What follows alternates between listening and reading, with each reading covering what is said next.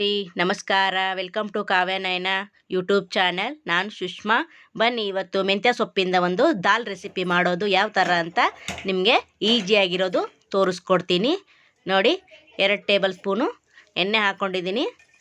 ಕರಿಬೇವು 1 ಕಡ್ಡಿ, ಜೀರಿಗೆ 1 ಟೇಬಲ್ ಸ್ಪೂನು, ಸಾಸಿವೆ 1 ಟೇಬಲ್ ಸ್ಪೂನು, ಈರುಳ್ಳಿ ಒಂದು ದೊಡ್ಡ ಸೈಜ್ದು ಉದ್ದುದ್ದಾಗಿ ಕಟ್ ಮಾಡಿ ಹಾಕ್ಕೊಂಡಿದ್ದೀನಿ. 2 ಟೊಮೊಟೊ ಕಟ್ ಮಾಡಿ ಸಣ್ಣಕ್ಕೆ ಹಾಕಿದ್ದೀನಿ. ಇವಾಗ ಇದನ್ನು ಸ್ವಲ್ಪ ಫ್ರೈ ಮಾಡ್ಕೊಳ್ಳೋಣ. ಈರುಳ್ಳಿ ಮತ್ತು ಟೊಮೊಟೊ ಸ್ವಲ್ಪ ಕಲರ್ ಚೇಂಜ್ ಆಗಬೇಕು ರೀ. ಇವಾಗ ಅರಿಶಿನ ಪುಡಿ 1/4 ಟೀ ಸ್ಪೂನಷ್ಟು, 1 ಟೇಬಲ್ ಸ್ಪೂನು ಉಪ್ಪು ಹಾಕ್ಕೊಳ್ಳೋಣ. ಇದನ್ನು ಮತ್ತೆ ಸ್ವಲ್ಪ ಫ್ರೈ ಮಾಡಬೇಕು. ಚೆನ್ನಾಗಿರುತ್ತೆ. ಬರೀ ಮೆಂತ್ಯ ಸೊಪ್ಪು ಪಲ್ಯ ಮಾಡಿದ್ರೆ ಸ್ವಲ್ಪ ಕಹಿ ಬರುತ್ತೆ.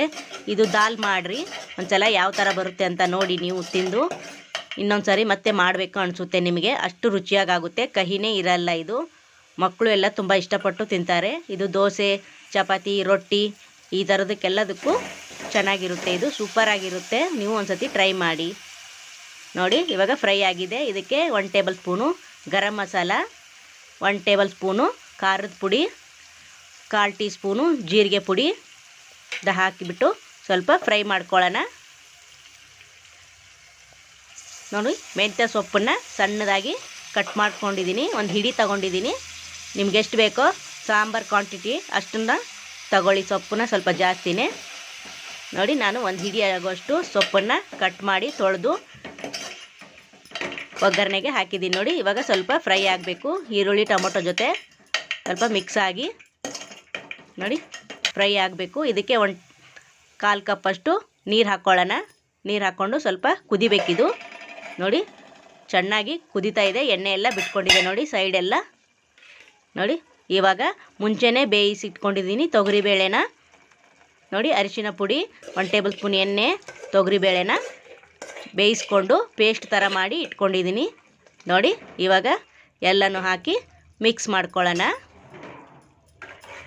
ನೋಡಿ. ಈ ಥರ ಮಿಕ್ಸ್ ಮಾಡ್ಕೊಳ್ಳಿ.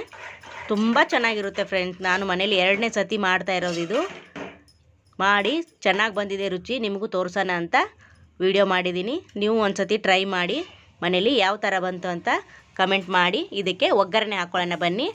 1 ಟೇಬಲ್ ಸ್ಪೂನು ತುಪ್ಪ ಹಾಕ್ಕೊಳ್ಳೋಣ. ಇದಕ್ಕೇ ಬೆಳ್ಳುಳ್ಳಿನ 1 ಗಡ್ಡೆ ಬೆಳ್ಳುಳ್ಳಿನ ಜಜ್ಜಿಬಿಟ್ಟು ಒಗ್ಗರಣೆಗೆ ಹಾಕ್ಕೊಳ್ಳೋಣ. ಬ್ಯಾಡಗಿ 1 2 ಮೆಣಸಿನ್ಕಾಯಿನ ಒಗ್ಗರಣೆಗೆ ಹಾಕ್ಕೊಳ್ಳಿ ನೋಡಿ. ಬೆಳ್ಳುಳ್ಳಿನ ಜಾಸ್ತಿ ಪೇಸ್ಟ್ ಮಾಡಬೇಡಿ, ಸ್ವಲ್ಪ ಜಜ್ಜಿ ಹಾಕ್ಕೊಳ್ಳಿ. 1 ಟೇಬಲ್ ಸ್ಪೂನು ಖಾರದ ಪುಡಿ, ಆವಾಗಲೇ 1 ಟೇಬಲ್ ಸ್ಪೂನ್ ಹಾಕಿದ್ದೀನಿ. ಇನ್ನೊಂದು ಸ್ವಲ್ಪ ಒಗ್ಗರಣೆಗೆ ಹಾಕ್ಕೊಳ್ಳಿ ನೋಡಿ. ಚೆನ್ನಾಗಿ ಫ್ರೈ ಮಾಡಿ ಇದನ್ನು ತುಪ್ಪದಲ್ಲಿ ಒಗ್ಗರಣೆ ಮಾಡಿ ಆ ದಾಲ್ಗೆ ಸೇರಿಸಬೇಕು ನೋಡಿ. ಎಣ್ಣೆಯಲ್ಲಿ ಎಲ್ಲ ಫ್ರೈ ಆಗಿದೆ.